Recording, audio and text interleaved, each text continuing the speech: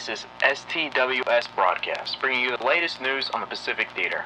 Today we have received news from Okinawa, the most recent battle that has taken place in the Pacific.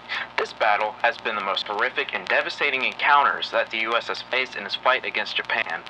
Before we share the most recent updates from Okinawa, let us first provide you with an overview of what has taken place on this island. For the listeners who are unaware, Okinawa is a strategic island that stands between the United States and mainland Japan. U.S. troops landed on Okinawa April 1st, 1945, and high defenses were expected from Japan.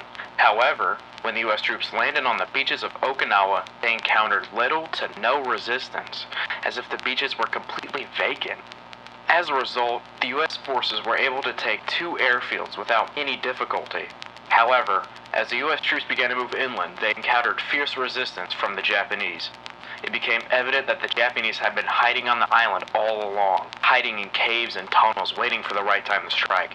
The Japanese, as we have seen before, were not willing to surrender and fought to their last breath.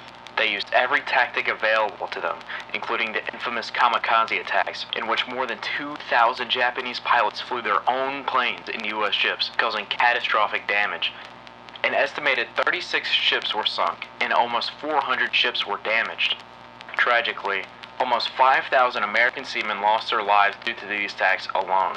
Despite facing such fierce resistance, the U.S. troops were able to prevail, and the battle for Okinawa finally ended on June 22, 1945, when the Japanese General Ushijima and his Chief of Staff General Cho committed suicide.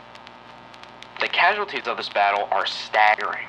Over 10,000 American soldiers were killed, and an estimated 110,000 Japanese soldiers lost their lives.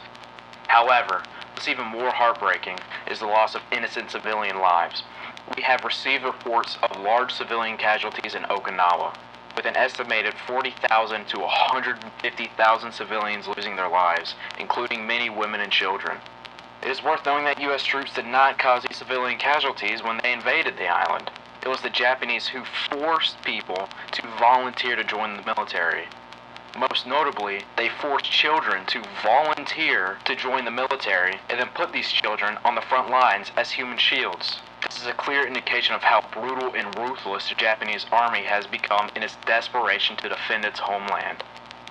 Now that the U.S. has occupied Okinawa, there is no more islands between mainland Japan and the United States. However, this raises a question that we cannot ignore. If the United States decides to invade mainland Japan, how many innocent civilians will lose their lives in the process?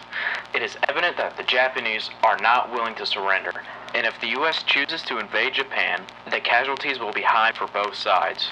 We are still waiting for more reports to come in. We will continue to keep you updated on the latest news from the Pacific Theater. This is STWS signing off.